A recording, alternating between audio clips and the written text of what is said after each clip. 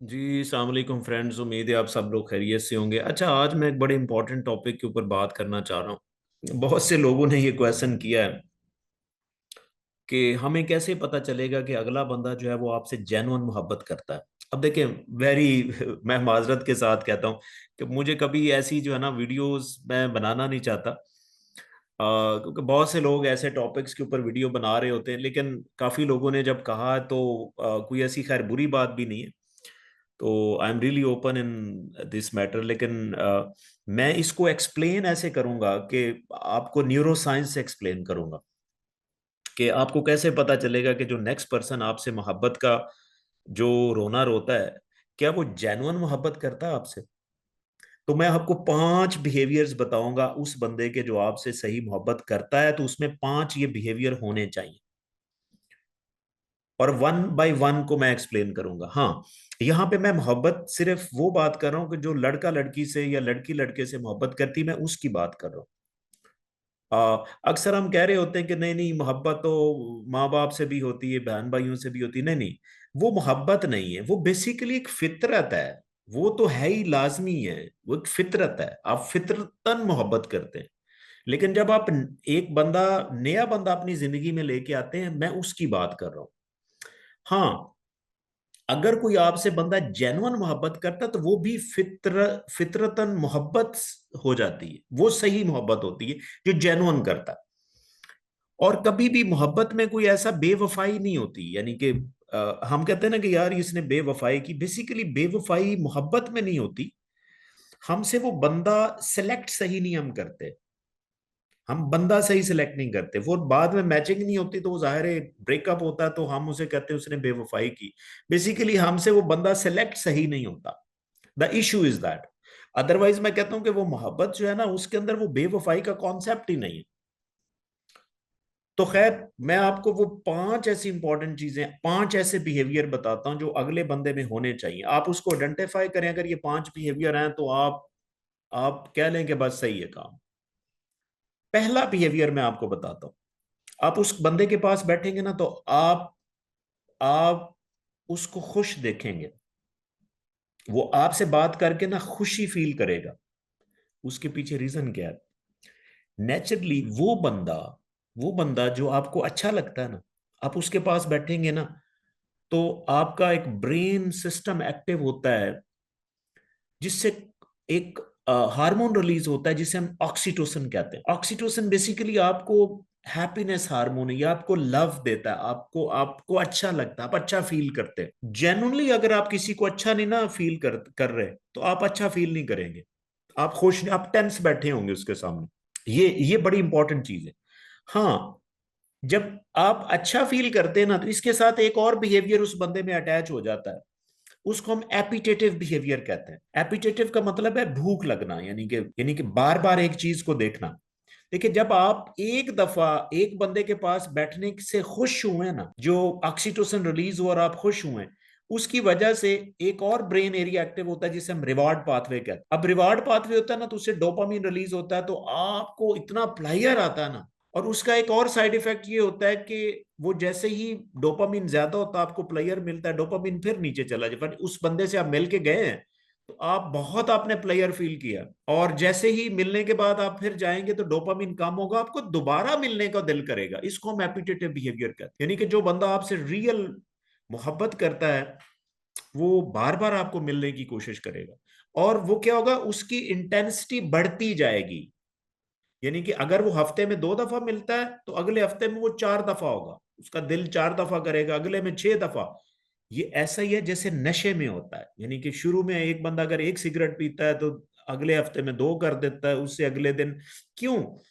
कि एक दफा आप जितना डोपामिन लेवल अचीव करते हैं, अगली दफा उससे थोड़ा सा ज्यादा आपको चाहिए होता है, तो फिर आपको मजा आता है। तो दूसरे नंबर पे आपका जो बिहेवियर है ना, एपिटेटिव बिहेवियर, वो बढ़ जाता है। तीसरा बिहेवियर वो होता है कि उस बंदे में लैक ऑफ फियर होता है, बिल्कुल डर नहीं होता। इसके पीछे वजह क्या है देखें।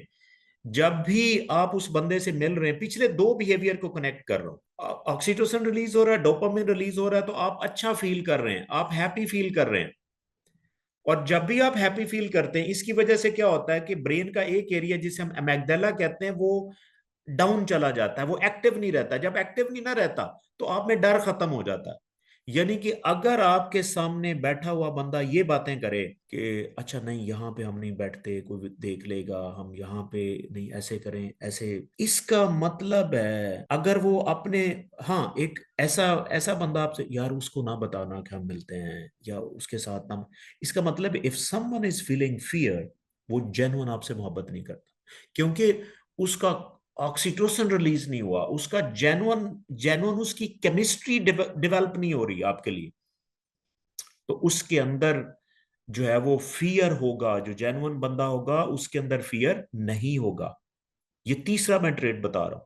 वो कोशिश करेगा कि मेरा दिल करता, ऐसी बातें पता, इनडायरेक्ट बातें ऐसे करेगा, मेरा दिल करता है मैं आपको पेरेंट्स से मिलवाऊं, जल्दी से जल्दी को मौका ढूंढे मैं अपने पेरेंट्स से बात करूं।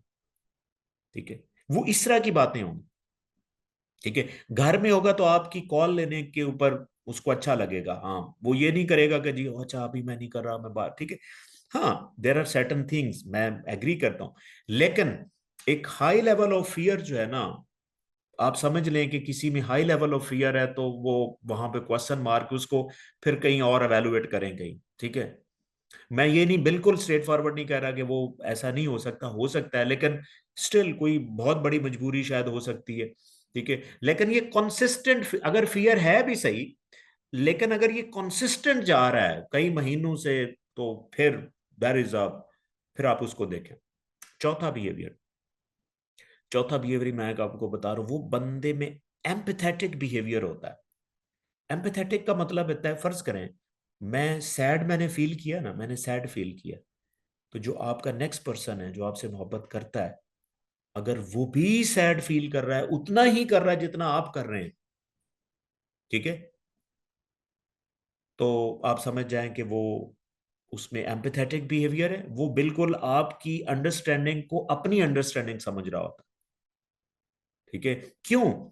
जिससे आप मोहब्बत करते हैं ना, वो आपके सामने अगर बैठा हो ना, तो आपके ब्रेन में खास किस्म के न्यूरॉन्स है वो एक्टिव होते हैं, जिसे मिरर न्यूरॉन्स कहते हैं। मिरर न्यूरॉन का काम क्या होता है कि अगले बंदे का सारा बिहेवियर आपके अंदर कॉपी कर ले, तो आप भी वैसे फील होना शुरू हो जाते हैं। तो ये एक जेन्युइन मैं आपको बिहेवियर बता रहा हूं कि एम्पथेटिक बिहेवियर अगर नहीं है, फर्ज करें इसकी उल्ट मैं चीजें कुछ बता दूं, एक बंदा है जो आपसे वैसे कहता है मैं आपसे बहुत मोहब्बत करता हूं, लेकिन आपके सामने है ना, आपको कोई परेशानी है, वो बड़ा खुश हो के कही जा रहा है नहीं नहीं परेशान नहीं होना, परेशान नहीं होना, कोई बात नहीं, यहां पे रुके।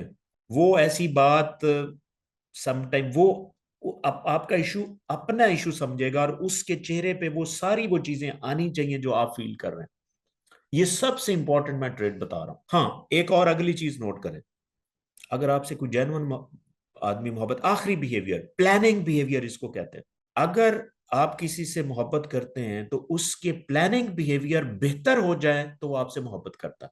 प्लानिंग यानी कि ऐसा बिहेवियर नहीं कि वो फेल होना शुरू हो गया, स्टूडेंट है तो उसने जनाब उसकी पढ़ाई डिस्टर्ब हो रही, ना ना ना ना, ये समझ जाए कि ये रोला कोई और है, उसकी इंटेंशन कोई और है। क्यों? सब कॉन्शियस माइंड, देखें आप उसकी जिंदगी में आ रहे हैं ना, आप फर्ज करें मेरी जिंदगी में कोई आ रहा है, तो अनकॉन्शियसली ब्रेन आपको प्रिपेयर करता है, यार मेरी जिंदगी में एक बंदा और ऐड हो रहा है, मुझे कुछ और करना है, मैंने घर बनाना है। यानी कि अगर आपकी प्लानिंग बढ़ जाती है, वो डिपेंड करता है किस एरिया में प्लानिंग, आपने ये नोट करना है कि वो एक एक एक आध चीज के अंदर उसकी प्लानिंग आपको नजर आती शुरू हो जाएगी। तो ये 5 बिहेवियर मैं आपको बता रहा हूं कि अगर आप किसी बंदे में ये 5 बिहेवियर देखें जो आपकी वजह से हो, तो वो जेन्युइन आदमी हो सकता है आपके लिए, जेन्युइन पर्सन हो सकता है आपके लिए। तो इसको आप जरूर कंसिडर करें।